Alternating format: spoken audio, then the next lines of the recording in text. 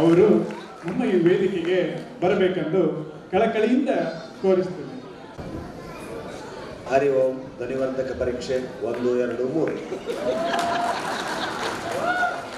Hello hello ಅನ್ನೋದನ್ನ ಹರಿ ಓಂ ಹರಿ ಓಂ.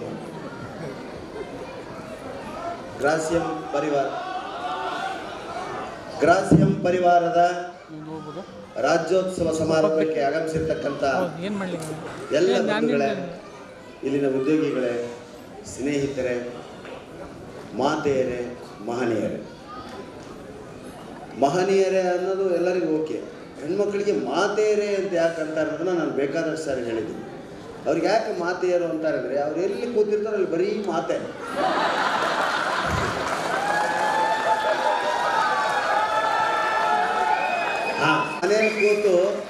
ಮನೇಲಿ ಕೂತಾಗ ಒಂದು ಸಾರಿ ಕೂಗು ನೋಡ್ರಿ, ನಿಮ್ಮ ಪರಿಸ್ಥಿತಿ ಏನಾಗುತ್ತೆ ಅಂತ ನಾನು ಹೇಳೋದು.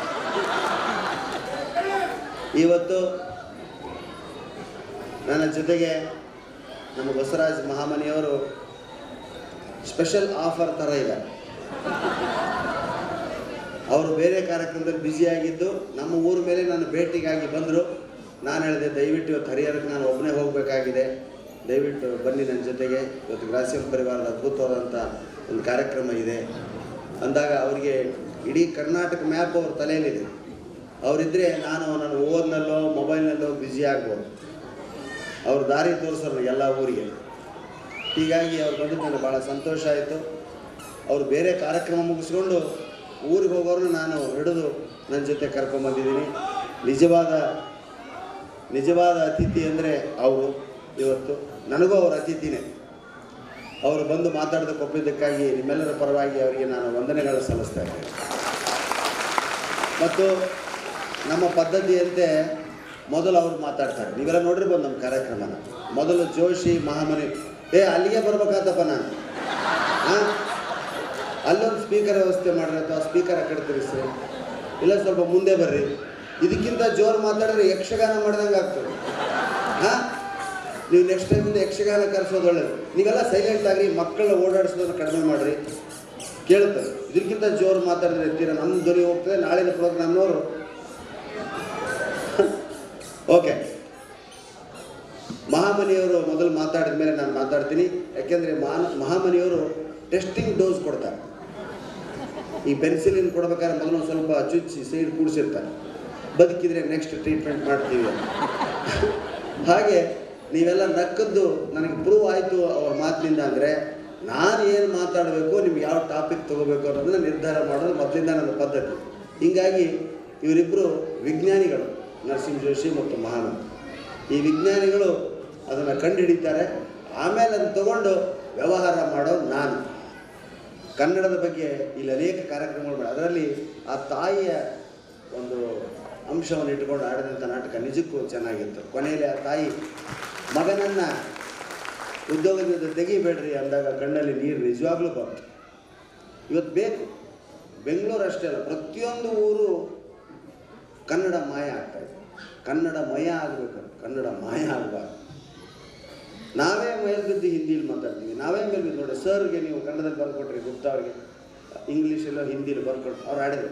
ಅಷ್ಟೇ ಮಾತಾಡ್ತಾ ಹೋದರೆ ಖಂಡಿತ ಕನ್ನಡ ಬರ್ತಾರೆ. ನಾವೆಲ್ಲ ಹಾಗೆ ಕಲ್ತೀವಿ. ನೀವು ಈ ಕಡೆ ನಿಪ್ಪಾಣಿ ಚಿಕ್ಕೋಡಿ ಕಡೆ ಹೋದರೆ ನಾವು ಕರ್ನಾಟಕದಲ್ಲಿದ್ದೀವೋ ಮಹಾರಾಷ್ಟ್ರದಲ್ಲಿದ್ದೀವೋ ಗೊತ್ತಾಗಲ್ಲ, ಎಲ್ಲರೂ ಮರಾಠಿ. ನಾವು ನಿಪ್ಪಾಣಿ ಕಾರ್ಯಕ್ರಮ ಕೊಟ್ಟಾಗ ವೇದಿಕೆಗೆ ಹೋದ್ವಿ, ಅದ್ಭುತವಾಗಿರ್ತಕ್ಕಂಥ ವೇದಿಕೆ. ಎದುರುಗಡೆ 5,000 ಕುರ್ಚಿಗಳು. ರೋಮಾಂಚನ ಆಗೋಯ್ತು ನಮಗೆ. 5 ದಿವಸ ಇದೆಲ್ಲ ಹಾಲು ತುಂಬಿದರೆ ಸಮುದ್ರ ಕಂಡಂಗೆ ಆಗ್ತದೆ. ಇವತ್ತು ನಮ್ಮ ಜೀವನದ ಮಹತ್ವದ ಕಾರ್ಯಕ್ರಮ ಅಂತ ತಿಳ್ಕೊಂಡು ಆರಂಭ ಮಾಡಿದ್ವಿ. ಮಹಾಮನಿ ಮಾತಾಡಿದ್ರು 25 ಜನ, ಸೇರೆಲ್ಲ ಖಾಲಿ, ಯಾರೂ ಬರಲಿಲ್ಲ. ಅದಾದ ಮೇಲೆ ನಾವು ಮಹಾಮನಿ ಮಾತಾಡಿದ್ರು 25 ಜನ, ಜೋಶಿ, ಕೊನೆಗೆ ನಾನು, ಇಷ್ಟೇ ಜನ ಇನ್ನೂ ಬರಲ್ವಾ? ಮತ್ತು 5,000 ಚೇರ್ ಯಾಕೆ ಹಾಕ್ಸಿರಿ ಸರ್? ನಿಮ್ಮದಾದ ಮೇಲೆ ಮರಾಠಿ ನಾಟಕ ಇದೆ ಸರ್, ಅದಕ್ಕೆ ಬರ್ತಾರೆ ಜನ. ಹಣಿ ಪಡ್ಕೊಂಡ್ವಿ. ಬರೀ ಖಾಲಿ ಚೇರ್ ನೋಡ್ಕೊಂತ ಮಾತಾಡಿ. ನಿಪ್ಪಾಣಿ ಕರ್ನಾಟಕದಲ್ಲೇ ಇರ್ತಕ್ಕಂಥ. ಹೀಗೆ ಒಂದೊಂದೇ ಗಡಿ ರಾಜ್ಯಗಳು ನಮ್ಮದು ಹೋಗ್ತಿರ್ಬೇಕಾದ್ರೆ ಒಳಗಿರೋಗಳನ್ನಾದರೂ ಉಳಿಸ್ಕೊಳ್ಳೋಣ ಅಂತ ನೀವೇನು ಶ್ರಮಪಟ್ಟು ಕಾರ್ಯಕ್ರಮಗಳು ಮಾಡ್ತಾ ಇದ್ದೀರಿ. ಇದಕ್ಕಾಗಿ ನೀವು ಅಭಿನಂದನಾ. ದಯವಿಟ್ಟು ಅಧಿಕಾರಿಗಳಿಗೆ ಬಂದವರಿಗೆ ಕನ್ನಡವನ್ನು ಕಲಿಸ್ರಿ, ಅವ್ರ ಜೊತೆ ಕನ್ನಡದ ವ್ಯವಹಾರ ಮಾಡಿರಿ, ಅವ್ರ ಜೊತೆ ಆತ್ಮೀಯತೆ ಬರ್ತದೆ. ಕನ್ನಡ ಕಲೀಲೇಬೇಕು ನೀವು ಅನ್ಬೇಡ, ಕಲೀರಿ ಸರ್, ಭಾಳ ಸುಂದರವಾದ ಭಾಷೆ, ಹಾಸ್ಯ ಭಾಳ ಚೆನ್ನಾಗಿದೆ ಅಂತ ಹೇಳ್ಬೇಕು. ಹಾಸ್ಯ ಎಲ್ಲರಿಗೂ, ನಾನು ತೆಲುಗು ಓದ್ತೀನಿ, ಹಿಂದಿ ಓದ್ತೀನಿ, ಇಂಗ್ಲೀಷ್ ಓದ್ತೀನಿ. ಕಾರಣ ಯಾಕೆ? ನನಗೆ ಜೋಕ್ಸ್ ಬೇಕು ನಿಮ್ಗೆ ಹೇಳೋದಕ್ಕೆ. ಹಾಗೆ ಅವ್ರಿಗೆ ಎದರೆಲ್ಲ ಆಸಕ್ತಿ ಇದೆಯೋ ಅದನ್ನು ನಮ್ಮ ಭಾಷೆಯಲ್ಲಿ ಅವ್ರಿಗೆ ಹೇಳಬೇಕು. ತೆಲುಗು ಅದ್ಭುತ ಹಾಸ್ಯ, ಮರಾಠಿ ಅದ್ಭುತ ಹಾಸ್ಯ, ಹಿಂದಿ ಅಂತೂ ನಂಬರ್ 1. ಕನ್ನಡದಲ್ಲಿ ಕೈಲಾಸಂ ಇದ್ದಾರೆ, ಬೀಚಿ ಇದ್ದಾರೆ, ಅನೇಕ ಜನ ಸಾಹಿತಿಗಳು. ಅದರಲ್ಲಿ ನಾನು ಆರಿಸ್ಕೊಂಡಿದ್ದು ಬೀಚಿನ, ಬಟ್ ಎಲ್ಲರದ್ದು ಹೇಳ್ತೀನಿ. ಇತ್ತೀಚೆಗಂತೂ ನಾನು ಹೋಗಿ ಬಂದಂಥ ಊರುಗಳ ಅನುಭವ ಅಂತೂ ಇನ್ನೂ ನಂದು ಅದ್ಭುತ. ಅದೇ ದೊಡ್ಡ ಹಾಸ್ಯ ಆಗಿದೆ. ನಿಮ್ಮ ಅನುಭವನೇ ಹೇಳ್ರಿ ಅಂತ. ಕನ್ನಡದಲ್ಲಿ ಎಷ್ಟು ಅರ್ಥ ಇದೆ ಮಾತುಗಳಲ್ಲಿ ಅಂದರೆ, ಈ ಸಭೆಯಲ್ಲಿ ಸೀಟಿಂಗ್ ಕೆಪಾಸಿಟಿ ಎಷ್ಟಿದೆ ಸರ್? ಇರೋದು 500. Very good. ಈ ಸಭೆಯಲ್ಲಿ ಸುಮಾರು 500 ಜನ ಇದ್ದಾರೆ ನೋಡಿ, ಏನು ವಿಶೇಷ ಇಲ್ಲ. ಅದನ್ನೇ ರಿವರ್ಸ್ ಮಾಡಿ, ಈ ಸಭೆಯಲ್ಲಿ 500 ಜನ ಸುಮಾರು ಇದ್ದಾರೆ ಅಂದರೆ ಎಲ್ಲಿ ಹಾಕಬೇಕಾದಂಥ ಪದವನ್ನು ಬೇರೆ ಕಡೆ ಸ್ಥಾನ ಪಲ್ಲಟ ಮಾಡಿದರೆ ಅರ್ಥ ಕೆಡುವಂಥ ಹಾಸ್ಯವೇ ಉಕ್ಕಲಾರದಂಥ ಭಾಷೆ ಕನ್ನಡ. ಈ ಸಭೆಯಲ್ಲಿ ಸುಮಾರು 500 ಜನ ಇದ್ದಾರೆ. ಈ ಸಭೆಯಲ್ಲಿ 500 ಜನ ಸುಮಾರು ಇದ್ದಾರೆ, ಹೌದಾ? ಅದಕ್ಕೆ ಶಬ್ದ ಸಂಗ್ರಹ ಅನ್ನೋದು ಬಹಳ ಮುಖ್ಯ. ಇಲ್ಲಿ ಅನೇಕ ಜನ ಮಾತಾಡಿದ್ರು, ಓದಿದ್ರು. ಹಾಗೆ ನಾನು ಯಾವಾಗಲೂ ಸಿದ್ಲಿಂಗನ ಬಗ್ಗೆ ಹೇಳ್ತಿರ್ತೀನಿ.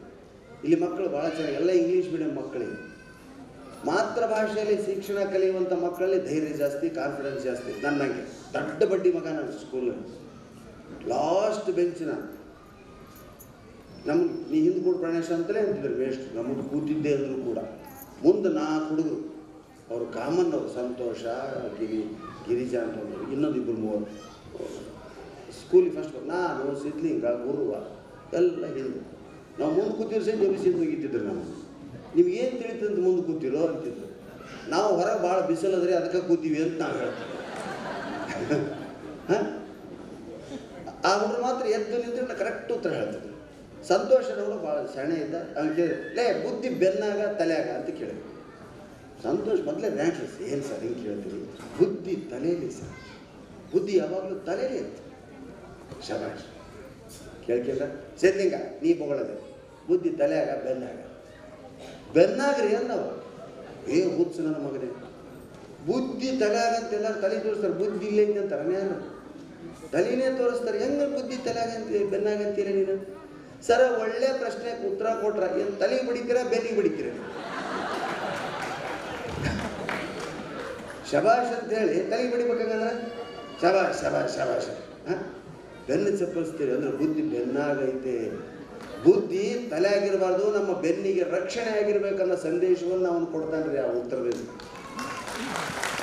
ಹಾಂ, ನೀವು ಮುಂದೆ ಹೋದ್ಮೇಲೆ ನಮ್ಮ ಬೆನ್ನಿಂದ ಏನು ಆಡ್ಕೊಂತಾರಲ್ಲ, ಅದು ಒಳ್ಳೆ ಮಾತಾಗಿದ್ರೆ ನಿನ್ನ ಬುದ್ಧಿ ಬೆನ್ನಾಗೈತೆ ಅಂತ ನೀನೇ ಹೋಗಿ ಗೊತ್ತಿದ್ದೀ. ಪಂಡಿತ ಎಷ್ಟು ಚೆಂದ ಮಾತಾಡಿದ್ದಪ್ಪ, 1 ಅಕ್ಷರ ತಿಳಿಲಿಲ್ಲ. ಹಾಂ, ಏನು ಹೌದಾ? ಕನ್ನಡದಲ್ಲಿ ಈ ಥರದ ಅನೇಕ ಭಾಷೆಗಳಿದೆ. ಕೃಷ್ಣೇಗೌಡರು ನಾವು ಯಾವಾಗಲೂ ಹೇಳ್ತಿರ್ತೀವಿ, ಸರಳವಾಗಿರ್ತಕ್ಕಂಥ ಮಾತುಗಳಲ್ಲಿ ಕೂಡ ಕನ್ನಡದಲ್ಲಿ ಹಾಸ್ಯ. ದಯವಿಟ್ಟು ಓಡಾಡೋದು ಮಾತು ಕಡಿಮೆ ಮಾಡೋದು ಪ್ಲೀಸ್. ಒಂದು ಕಡೆ ಸೆಟ್ಲ್ ಆಗ್ತಾರೆ, ಭಾಳ ಹೊತ್ತಿಲ್ಲ. ಎಲ್ಲದಕ್ಕೂ ಒಂದು ಕೆಲಸ ಮಾಡುವಂತೀವಿ. ಕೃಷ್ಣೇಗೌಡರು ಬಂದಾರ ಈ ಸಭೆಗೆ? ಯಾವಾಗಾದ್ರೂ ಬಂದಿಲ್ಲ. ಪ್ರೊಫೆಸರ್ ಕೃಷ್ಣೇಗೌಡರು ಕರೆಸಿ ಅವ್ರು ಹೇಳ್ತಿರ್ತಾರೆ, ಒಂದು ಕೆಲಸ ಮಾಡು, ಕಾಮನ್ ರೀ. ಸುದರ್ಶನ್ ರಾವ್ಗೆ ನಮಗೆ ಫೋನ್ ಕಂಟಿನ್ಯೂ ರೀ. ಸರ್ ಎಷ್ಟೊತ್ತಿಗೆ ಬರಬೇಕು? ಹಾಂ ಸರ್, ಒಂದು ಕೆಲಸ ಮಾಡಿ, ನೀವೇನು ಮಾಡಬೇಕು? ಹಾಂ, ಹರಿಹರಕ್ಕೆ ಬಂದ ತಕ್ಷಣ ನಾನು ನಿಮಗೆ ಲೊಕೇಶನ್ ಕಳಿಸ್ತೀನಿ. ಹಾಂ ಸರ್, ಓಕೆ ಸರ್, ಒಂದು ಕೆಲಸ ಮಾಡಿ ಸರ್. ಕಾಮನ್, ಅವರೊಂದೇ ಅದು, ಎಲ್ಲರೂ ಒಂದು ಕೆಲಸ ಮಾಡಿ, ಒಂದು ಕೆಲಸ ಮಾಡಿ. ಏನು ಕೆಲಸ ಮಾಡಬೇಕು ಸರ್? ಹರಿಹರಕ್ಕೆ ಬಂದಿ, ತಮಾಷೆಗೆ ಸರ್. ಹಾಂ, ಹರಿಹರಕ್ಕೆ ಬಂದೆ. ಓ, ಹರಿಹರಕ್ಕೆ ಬಂದ, ಒಂದು ಕೆಲಸ ಮಾಡಿ. ಏನೇನು ಕೆಳಗೆ ಇಳಿದು ರೋಡ್ ಸರಿಗಿಲ್ಲ, ನಾವೇ ಹಾಕ್ಕೋಬೇಕು. ಯಾವ ಊರಾಗ ಹೋಗ್ತೀವಿ ಅವ್ರ ಊರ ಹೆಸರು ಹೇಳ್ತೀವಿ, ಇಲ್ಲಿ ನಿಮ್ಮ ಹೆಸರು ಹೇಳಿ ಅಷ್ಟೇ, ಅವ್ರ ಊರಾಗ ಅವ್ರು. ಹಾಂ ಸರ್, ಟರ್ನರ್ವಿ ಸರ್, ರೋಡೇ ಸರಿಗಿಲ್ಲ ಸರ್, ನಿಮ್ಮಲ್ಲಿ ರೇಸಿಂಗ್ ಬರೋದಕ್ಕೆ ಇಲ್ಲ, ರಿಪೇರಿ ಇದೆ ಸರ್, ಒಂದು ಕೆಲಸ ಮಾಡಿ, ನೀವು ರೋಡ್ ಸರಿ ಮಾಡ್ಕೊಂಬರ್ರಿ ಅಂತ ನಮಗೆ ಗಾಳ. ನೀವು ಯಾರನ್ನೇ ಕೇಳ್ರಿ, ಈಗ ಯಾರನ್ನ ನೀರು ಕೇಳಿದ್ರಿ ಸರ್, ನೀರು ಸರ್, ಒಂದು ಕೆಲಸ ಮಾಡಿ ಸರ್, ನೀವು ಅದ್ರಾಗೇನೋ ಕುಡಿತೀರಾ, ಏನು ಇದ್ರಾಗೆ ಕುಡಿತೀರಾ? ಏನು ಕೆಲಸ ಬಿಟ್ಟು ಬಾವಿ ನೋಡ್ಕೋಬೇಕಾ? ಸುಮ್ಮನೆ ಅಂತ ಕೆಲಸ ಮಾಡಿ. ಸರ್, ಮಗಳ ಮದುವೆ ಎಲ್ಲರೂ ಬರಬೇಕು. ಓ, ಮಗಳ ಮದುವೆನಾ ಸರ್, ಒಂದು ಕೆಲಸ ಮಾಡಿ. ಇಷ್ಟು ಕೆಲಸ ಮಾಡಿದ್ದಕ್ಕೇ ಮಗಳ ಮದುವೆ ಫಿಕ್ಸ್ ಆಗಿದೆ. ಇನ್ನು ಮತ್ತೇನು ಮಾಡಬೇಕು ಹೌದಾ? ಇದನ್ನು ಯಾರು ಯೋಚನೆ ಮಾಡೋದು? ಇದರಲ್ಲಿರ್ತಕ್ಕಂಥ ಹಾಸ್ಯವನ್ನು ಹೊರಗೆ. ಇನ್ನು ಕೆಲವರು ಲೆಕ್ಕ ಹಾಕುವಂತ ಸರ್, ನಮ್ಮ ಪ್ರೇಸಿಯಂ ಕಾಲೋನಿಲಿ ಮೆರವಣಿಗೆಯಲ್ಲಿ ಎಷ್ಟು ಜನ ಇದ್ರು ಲೆಕ್ಕ ಹಾಕಿ. ನಿನಗೆ ಗೊತ್ತಪ್ಪ ಎಷ್ಟು ಜನ ಕಾಲೋನಿ ಇದ್ದಾರೆ ಅಂತ. ನಾನೇನು ಲೆಕ್ಕ ಹಾಕು ಸರ್, ಹ್ಯಾಗೆ ಡ್ಯಾನ್ಸ್ ಮಾಡಿದ್ರು ಲೆಕ್ಕ ಹಾಕಿ. ಈಗ ಕಾಲೇ ನೋಡಿ ಎಷ್ಟು ಸಾರಿ ಸ್ಟೆಪ್ಸ್ ಹಾಕಿದ್ರೆ ಲೆಕ್ಕ ಹಾಕ್ಬೇಕಲ್ಲ ನಾನು. ಅದೇನು ಸೆಲ್ಫಿ ತೆಗೆಸ್ಕೊಂಡ್ರೆ ಸರ್ ನನ್ನ ಜೊತೆಗೆ ಲೆಕ್ಕ ಹಾಕಿ ಅವನು ಎಣಿಸಿದ್ರೆ ಹುಚ್ಚಿಡಿದ್ದೆ ನನಗೆ. ದಿನ 200 ಸೆಲ್ಫಿ ಇಲ್ಲ ನಾನು ನಿದ್ದೆ ಬರೋಂಗಿಲ್ಲ. ಎಷ್ಟೋ ಸಲ ಹಾಸಿ ಮೇಲೆ ಎದ್ದು ಕೂತ್ಬಿಟ್ಟಿರ್ತೀನಿ, ಯಾಕಂದ್ರೆ ಯಾರೋ ಸೆಲ್ಫಿ ತೆಗೆಸ್ಕೊಳ್ತಾರೆ. ನಾನು ಹಾಂ ಎಲ್ಲೇ ನೋಡಲಿ ಸಾರ್ ಅಂತಾರ, ಏನು ಕೇಳಂಗಿಲ್ಲ, ರೆಡಿ ಅಂತೀನಿ. ಯಾಕಂದ್ರೆ ಅಷ್ಟು ಏನು ಅತಿರೇಕಾಗೈತಿ ಸೆಲ್ಫಿ ಅಂದರೆ. ಜಗತ್ತಾಗಿ ಯಾರಿಗೂ ಇಷ್ಟು ಸೆಲ್ಫಿ ತೆಗೆದಿದ್ದಿಲ್ಲ ಏನು. ಆ ಸೆಲ್ಫಿ ಕಂಡು ಹಿಡಿದವನು ಇಷ್ಟು ಹುಡುಕಾಕತ್ತೀನಿ ನಾನು. ಸಿಕ್ಕಾದ್ರೆ ಏನು ಮಾಡ್ತೀನೋ ಗೊತ್ತಿಲ್ಲ. ಫೋಟೋಗ್ರಾಫರ್ ಬಾಯಿ ಮುಚ್ಚಿದವ ಹೌದಾ, ಆ ಉದ್ದಿಮೆನೇ ಮುಚ್ಚೋದು. ಫೋಟೋಗ್ರಾಫರ್ ಎಷ್ಟು ಕಷ್ಟ ಇರ್ತಾವ ನೋಡ್ರಿ. ಅವಾಗೆಲ್ಲ ಫೋಟೋ ಈಗ ಯಾರು ವೀಡಿಯೋಗಳು ಬಂದವು. ಸರ್ ಇದಕ್ಕೂ ನಮ್ಮ ಸೌಂಡಿಗೂ ಡೈರೆಕ್ಟ್ ಲಿಂಕ್ ಇದೆಯಾ ಇಲ್ವಾ? ಆಡಿಯೋ ಸರಿ ಬರಲ್ಲ ಹಾಗಾದ್ರೆ ಬರ್ತಾ? ಆಮೇಲೆ ಆಮೇಲೆ ನಿಮ್ಮ ನಂಬರ್ ಕೊಡ್ರಿ, ಸ್ವಲ್ಪ ನಾವು ಆಮೇಲೆ ಹೇಳ್ತೀನಿ. ಅದಕ್ಕೆ ಬೇರೆ ಇಲ್ಲ, ನಗೋದಿಲ್ಲ, ವ್ಯವಹಾರ. ನಂದು ಪ್ರಾಣೇಶ್ ಪರ್ಯಟನೆ ಅಂತ ಯೂಟ್ಯೂಬ್ ಚಾನಲ್ ನಂದು ಪರ್ಸನಲ್. ನೀವು ಪ್ರಾಣೇಶ್ ಅಂತ ಹೊಡೆದ್ರೆ 100 ಬರ್ತವೆ. ಅವ್ಯಾವೂ ನನ್ನ ಮಕ್ಕಳಲ್ಲ, ನನ್ನ ಮಕ್ಕಳೇ ಮಾಡಿರುವಂಥ, ನೀವೆಲ್ಲ ನೋಡಿದ್ರೆ ನನಗೆ ಲಾಭ ಆಗುವಂಥ ಚಾನಲ್ ಯೂಟ್ಯೂಬ್ನಲ್ಲಂದರೆ ಅದು ಪ್ರಾಣೇಶ್ ಪರ್ಯಟನೆ. ನೀವು ಮನೆಗೆ ಹೋಗಿ ಅದನ್ನು ಸಬ್ಸ್ಕ್ರೈಬ್ ಆಗಬೇಕು, ಬೆಲ್ ಬಟನ್ ಒತ್ತಿ. ಗೊತ್ತಲ್ಲ ನಿಮಗೆ? ಪ್ರಾಣೇಶ್ ಪರ್ಯಟನೆ ಅದು ಮಾತ್ರ ನಂದು. ಅದರಲ್ಲಿ ಪ್ರತಿ ಗುರುವಾರ ಹೊಸ ಹೊಸ ಆಡಿಯೋಗಳನ್ನು ವಿಡಿಯೋಗಳನ್ನು ಹಾಕ್ತೀವಿ. ಇವತ್ತು ನೀವು ಬಂದಿದ್ದು ಮುಂದಿನ ಗುರುವಾರ ನೋಡಬೇಕಾದ್ರೆ ಇದನ್ನು ಅವರಿಂದ ನಾವು ಕಲೆಕ್ಟ್ ಮಾಡ್ಕೊತೀವಿ. ಅವ್ರು ನಮ್ಗೆ ಕೊಡೋಕೆ ಒಪ್ಪಿದ್ರೆ ತೆಗಿಯೋಕ್ಕೆ ಅವ್ರಿಗೆ ಪರ್ಮಿಷನ್ ಕೊಡ್ತೀವಿ. ಇಲ್ಲ ಅಂದರೆ ಆತ ಕ್ಯಾಮ್ರಾ ಎತ್ತೋವರೆಗೂ ನಾನು ಮಾತಾಡೋದು. ಕೊಡ್ಬೇಕು ಸರ್, ಇದನ್ನು ಕಂಡ್ರೆ ಕಳಿಸ್ಬೇಕು. ನಮ್ಮ ಮಕ್ಕಳು ನಿಮ್ಗೆ ಫೋನ್ ಮಾಡ್ತಾರೆ, ಆಮೇಲೆ ಮಹಾಮನಿ ನಿಮ್ಮ ಫೋನ್ ನಂಬರ್ ಕಲೆಕ್ಟ್ ಮಾಡ್ತಾರೆ. ವಿಡಿಯೋ ತೆಗಿಯೋಕತ್ತಾರ ಅಂತೇಳಿ ಏನು ಗುರುಪೆದ್ದು 30, 25, 26 ವರ್ಷ ನಾನು ಮಾತಾಡಿಬಿಟ್ಟೆ ಸರ್. ಇವತ್ತು ಅದರಿಂದ ಕೋಟ್ಯಾಂತರ ರೂಪಾಯಿ ಗಳಿಸಿದವ್ರಿಗೆ. ಇನ್ನೂ ನಮಗೆ ಕಾರ್ ಕಂತು ಕಟ್ಟೋ ಯೋಗ್ಯತೆ ಇಲ್ಲ. ಕಾರ್ ತೊಗೊಂಡು ಅಡ್ಡಾಡ್ತಿದ್ವಿ. 3 ಜನ ಲೋನ್ ತೊಗೊಂಡು ಕಾರ್ ತೊಗೊಂಡಿವಿ. ತಿಂಗಳ 15,000 ರೂಪಾಯಿ ಕಂತು. 3 ಜನ 5,000 ಹಾಕಿ ಕಟ್ತೀವಿ. ಆಶ್ಚರ್ಯ ಏನು ಸರ್, 3 ಮಿಲಿಯನ್ ಇದೆಯಲ್ಲ ಸರ್ ನಿಮ್ಮ ವ್ಯೂಸು. ತುಂಬ ಸಿಕ್ಕಾಪಟ್ಟೆ ದುಡ್ಡು ಮಾಡಿದ್ಬಿಡು. ಮನೆಗೆ ಕಳ್ಳರು ಬರೋದಕ್ಕತ್ತೀರಿ ನಮ್ಮ ಮನೆಗೆ. ರಾತ್ರಿ ನಮ್ಮನ್ನು ಎಬ್ಬಿಸಿ ರೊಕ್ಕ ಎಲ್ಲಿದ್ದೀಯಪ್ಪ ಅಂತ ಕೇಳ್ತಾರೆ. ಎದ್ರದ್ದು ಒಂದು ಏನು 2.5-3 ಮಿಲಿಯನ್ ಜನ ನೋಡ್ಯಾರ. ಹಾಂ ಸ್ವಲ್ಪ ಬರೋ ನಮಗೇನೋ ಗೊತ್ತಿರ್ತದೆ. ನಾನು ಜುಬ್ಬ ಜಾಕೆಟ್ ಅದಾವ ಒಯ್ಬೇಕ, ರೊಕ್ಕ ಗಳಿಸಿಲ್ಲ. ಏನು ಸರ್ ಆಶ್ಚರ್ಯ. ಎಂತೆಂಥ ದೊಡ್ಡ ದೊಡ್ಡ ಹೆಸರು ಹೇಳೋಂಗಿಲ್ಲ. ನಿಮಗೆ ಗೊತ್ತಾಗ್ತದೆ ಕಂಪ್ನಿಗಳ ಹೆಸರುಗಳು ನೋಡಿದ್ರೆ ನೀವು 1 ಪೈಸೆ ಕೊಡೋಂಗಿಲ್ಲ. ಅದಕ್ಕೆ ನಾವೇ ಒಂದು ಸ್ವಂತ ಮಾಡಿ ಎಲ್ಲರಿಗೂ ನೋಟಿಸ್ ಕಳಿಸ್ತೀವಿ. ಯಾರಾದ್ರೂ ಹಾಕಿದರೆ ಇಮಿಡಿಯೇಟ್ ಯೂಟ್ಯೂಬ್ನವರು ತೆಗಿತಾರೆ. ಈಗ 30 ವರ್ಷದ ಮೇಲೆ ನಮ್ಮ ಚಾನಲ್ಗೆ 1 ಲಕ್ಷ ಜನ ಸಬ್ಸ್ಕ್ರೈಬ್ ಆಗ್ಯಾರ. ಕನ್ನಡಿಗರಿರೋದೆಷ್ಟು? ಚಪ್ಪಳ ವಿಷಯ ಅಲ್ಲ, ಕೇರಳದ ವಿಷಯ. 7 ಕೋಟಿ ಕನ್ನಡಿಗರಿದ್ದೀವಿ, 1 ಲಕ್ಷ ಜನ ಯಾವ ಮೂಲೆ. ಅದಕ್ಕೆ ಎಲ್ಲರೂ ಅದಕ್ಕೆ ನೀವು ಆದರೆ ನಮಗೆ ಲಾಭವಾಗುತ್ತೆ. ಆ ಕಂತು ಜಲ್ದಿ ತೀರ್ತದೆ. ಇನ್ನೊಂದು ಒಳ್ಳೆಯ ಕಾರ್ ತಗೊಂಡು ಹಾಂ. ಅದಕ್ಕೆ ಪ್ರಾಣೇಶ್ ಪರ್ಯಟನೆ ಮನೆಗೆ ಹೋದ್ಮೇಲೆ ದಯವಿಟ್ಟು ಯೂಟ್ಯೂಬ್ನಲ್ಲಿ ಸರ್ಚ್ ಮಾಡಿ ಅದಕ್ಕೆ ಸಬ್ಸ್ಕ್ರೈಬ್ ಆಗಿ. ಅದರಲ್ಲಿ ಈ ನಿಮ್ಮ ಕಾರ್ಯಕ್ರಮ ಒಂದಿನ ಬರ್ತದೆ. 1.5 ಲಕ್ಷ ಜನ ನೋಡ್ತಾರೆ ಪ್ರತಿ ವಾರ, ಹೌದಾ? ಹೀಗೆ ಎಷ್ಟು ವ್ಯವಹಾರ ಮುಂದುವರೆದಿದೆ ಅಂದರೆ ಫೋಟೋ ತೆಗಿಯೋರಿಗೆ ಡಿಮಾಂಡ್ ಇಲ್ಲ. ವೀಡಿಯೋ ಎಲ್ಲ ವೀಡಿಯೋದಲ್ಲೇ ಮಾಡಿಬಿಡ್ತಾರೆ. ಒಬ್ಬ ಯಾರೋ ಬಂದ ಫೋಟೋ ತೆಗಿಸ್ಬೇಕು. ಏನು ನನ್ನ ಕಾಲಾಗಿನ ಹವಾಯಿ ಚಪ್ಪಲಿ ಬರ್ಬೇಕಂದ ಪಾಸ್ಪೋರ್ಟ್ ಫೋಟೋ ತೆಗ್ಸಕ್ಕೆ ಫೋಟೋಗೆ ಬಂದ. ನಾ ಕಾಲಾಗಿನ ಹವಾಯಿ ಚಪ್ಪಲಿ ಹೆಂಗೆ ಬರ್ತಾವ್ರಿ ತೋರಿಸ್ತಾರೆ. ಹುಚ್ಚ ಪಾಸ್ಪೋರ್ಟ್ ಅಂದ್ರೆ ಇಲ್ಲಿ ತಾನೆ ಹವಾಯಿ ಚಪ್ಪಲಿ ಬರ್ತಾವೆ. ಅರೆ ಇಡೀ ಊರು ಅಡ್ಡಾಡಿದ್ರಿ. ಗಾಡಿಗೆ ದಾವಣಗೆರೆ ಹರಿಹರದಂಥ ಊರಿಗೆ ಬಂದು ಅಲ್ಲೇ ಬಾ ಅನ್ನ ತೆಗೀತಿ ನಾನು. ಹೆಂಗೆ ಚಪ್ಪಲಿ ಕೊಳ್ಳಾಕಿ ಪಾಸ್ಪೋರ್ಟ್ ಫೋಟೋ ಹೌದು. ಎಲ್ಲರ ಜೀವನದಲ್ಲಿ ಹಾಸ್ಯ ಐತ್ರಿ. ಒಬ್ಬ ಟೊಪಿಗೆ ಇಟ್ಕೊಂಬಂದ, ಟೊಪಿಗೆ ಇಟ್ಕೊಂಡು ಫೋಟೋ ತಂದ. ಈ ಫೋಟೋದೊಳಗೆ ನಾನು ಟೊಪಿಗೆ ಇಟ್ಕೊಂಡು ದಯವಿಟ್ಟು ಈ ಟೊಪಿಗೆ ತೆಗಿಬೇಕು ನೀವು ಫೋಟೋ. ಓಕೆ ತೆಗಿತೀನಿ ಸರ್, ಏನು ಪ್ರಾಬ್ಲಮ್ ಇಲ್ಲ. ನೀವು ಕ್ರಾಪ್ ಹೆಂಗೆ ಬಾಚ್ತೀರಿ ನನಗೆ ಸ್ವಲ್ಪ ಹೇಳ್ರಿ ಅಂದ. ಅವ ಏನು ಅನ್ಬೇಕ್ರಿ ಹಳ್ಳಿ ಅವ, ಏ ಹುಚ್ಚ ಟೊಪಿಗೆ ತೆಗೆದಿಂದ ನೀನು ಕಾಣ್ತೈತಿಲ್ಲ ಕ್ರಾಪ್ ಅರ್ಥಾತ್ರಿ. ಟೊಪಿಗೆ ತೆಗೆದು ಕ್ರಾಪ್ ಕಾಣ್ತದಿಲ್ಲ ರೀ, ನೀನ ಮಾಡಿದ್ದು ಅದನ್ನು ಅಂತ. ಹಾಂ ಎಷ್ಟು ರಂಜನೀಯವಾದಂಥ ಹಾಸ್ಯವ. ನಮ್ಮ ಮಕ್ಕಳಲ್ಲಿ ಹಾಸ್ಯ ಪ್ರಜ್ಞೆ ಇಲ್ಲ. ನಮ್ಮ ಮಕ್ಕಳಲ್ಲಿ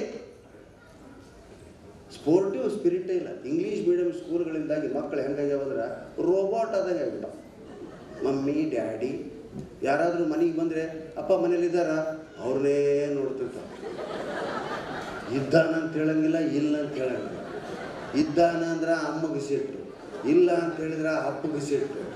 ಹಾಂ, ಅಮ್ಮಗೆ ಯಾಕೆ ಸಿಟ್ಟು? ನಾ ಇದ್ದಾಗೂ ಅಪ್ಪಿದ್ದಾನ ಅಂತ ಹೇಳ್ತೀಯ?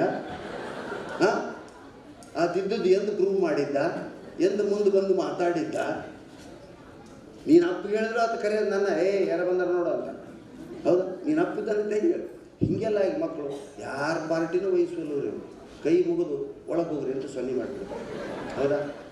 ಮಕ್ಕಳ ಕೈಯಲ್ಲಿ ಮೊಬೈಲ್ ಕೊಡಬೇಡ್ರಿ, ಪುಸ್ತಕ ಕೊಡ್ರಿ. ಇವತ್ತು ಈ ಪ್ರಾಣೇಶ ನಿಮ್ಮಂಥ ವಿದ್ಯಾವಂತರ ಮುಂದೆ ಮಹಾಮನಿ ಅಥವಾ ನಾನಂತ ನಿಂತಿರೋದು ಕೇವಲ ಕನ್ನಡ ಸಾಹಿತ್ಯವನ್ನು ಓದಿದ್ರಿಲ್ಲ, ಬೇರೆ ಏನೂ ಅಲ್ಲ.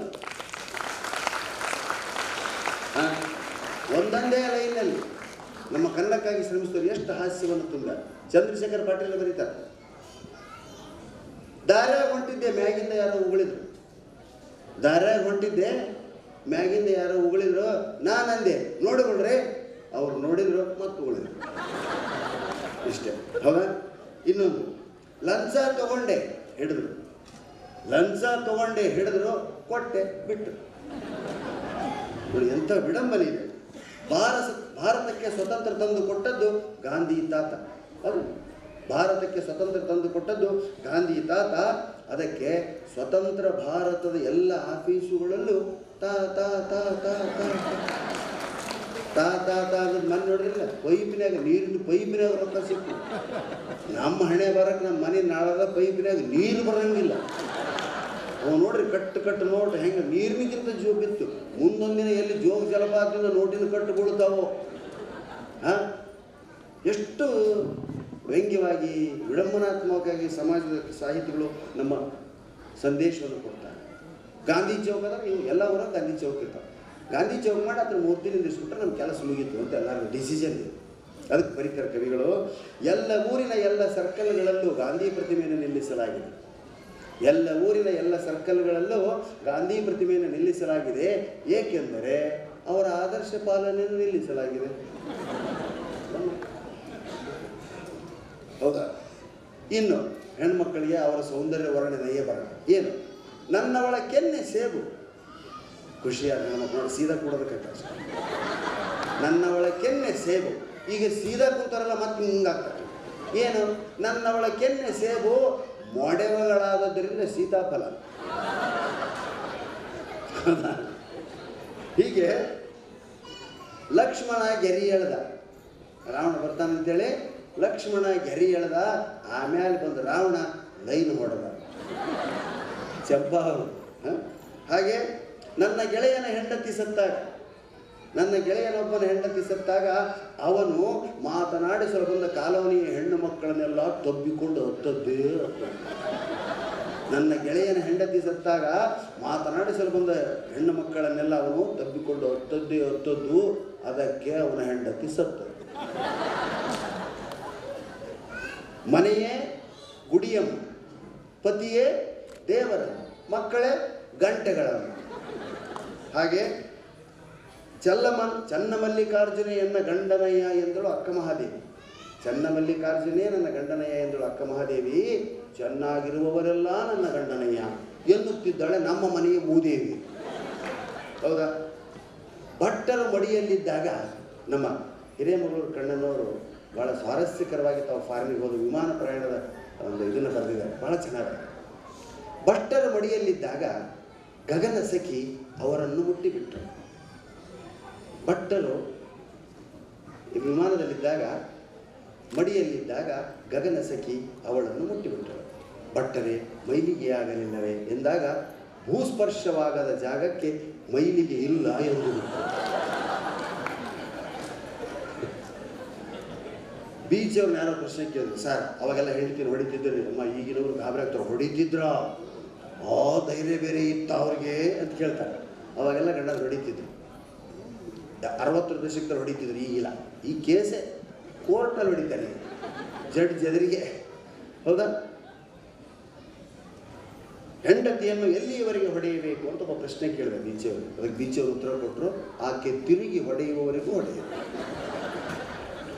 ಯಾವುದು ಶ್ರೇಷ್ಠ? ಭರತನಾಟ್ಯ, ಕ್ಯಾಬ್ರೆ ನಾಟ್ಯ, ಯಾವುದು ಶ್ರೇಷ್ಠ? ಭರತನಾಟ್ಯ ಶ್ರೇಷ್ಠ ಅನ್ನೋರು ಸ್ವಲ್ಪ ಕೈ ಮೇಲಿತ್ತು. ಭರತ ಚೆನ್ನಾಗಿ, ವೆರಿ ಗುಡ್, ಭಾಳ ಸಂತೋಷ. ಕೈ. ಕ್ಯಾಬ್ರೆ ನಾಟ್ಯ ಚಂದ ಅನ್ನೋರು ಕೈ ಎತ್ತಿ. ಸಂಕೋಚ ಮಾಡಿ, ಏನು ಸುಮ್ಮನೆ ಕಾಮನ್ ಇದೆ, ಅಸೆಂಬ್ಲಿ ಅಲ್ಲ, ಇಲ್ಲೇನು ರೂಲ್ ಪಾಸ್ ಆಗೋದಿಲ್ಲ. ಹಾಂ, ಸುಮ್ಮನೆ ಎತ್ರಿ ನೋಡು, ಸಂಕೋಚ ಮಾಡ್ಕೊತಾರೆ. ಹೌದಾ? ಇದನ್ನೊಬ್ಬ ಪ್ರಶ್ನೆ ಕೇಳಿದ ಬೀಚಿಯವರಿಗೆ ಸುಧಾ ವಾರ ಪತ್ರಿಕೆಯಲ್ಲಿ. ಭರತನಾಟ್ಯ, ಕ್ಯಾಬ್ರೆ ನಾಟ್ಯ ಯಾವುದು ಶ್ರೇಷ್ಠ? ಅದಕ್ಕೆ ಬೀಚಿ ಉತ್ತರ ಕೊಟ್ಟರು, ಭರತನಾಟ್ಯ ಕಲಿಯುವುದು ಕಷ್ಟ. ಭರತನಾಟ್ಯ ಕ್ಯಾಬ್ರೆ ನಾಟ್ಯ ಯಾವುದು ಕಷ್ಟ ಅಂತ ಕೇಳಿದ್ರು. ಭರತನಾಟ್ಯ ಕಲಿಯುವುದು ಕಷ್ಟ, ಕ್ಯಾಬ್ರೆ ನಾಟ್ಯ ಮರೆಯುವುದು ಕಷ್ಟ. ದಿನ ಒಂದು ಸೇಬು ತಿಂದರೆ ಆರೋಗ್ಯವಂತನಾಗುತ್ತಾನೆ, ಸುಳ್ಳು. ಇದು ಹೆಂಗೆ ಬಂತೋ ಏನೋ, ಏನೇನೇನು ವಿಟಮಿನ್ಸ್ ಇಲ್ಲ ಸೇಬಿನಲ್ಲಿ ಅಂತ 100% ಆಗೋಗಿದೆ ಅಮ್ಮ. ದಯವಿಟ್ಟು ಆಪಲ್ ಇದ್ದು ಕಿಂಗ್ ಆಫ್ ಫ್ರೂಟ್ಸ್ ಅಂತ ಮಕ್ಕಳಿಗೆ ಹೇಳ್ಬೇಡಿ. ಯಾವುದು ಗೊತ್ತಾ ಕಿಂಗ್ ಆಫ್ ಫ್ರೂಟ್ಸು? ನಮ್ಮ ಪ್ಯಾರ್ಲಹಣ್ಣು. ಏನಂತೀರಿ ಈ ಕಡೆ? ಪೇರ್ಲಹಣ್ಣು ಅಂತಾರೆ, ಬೆಂಗಳೂರು ಕಡೆ ಏನೋ ಬೇರೆ ಅಂತಾರೆ.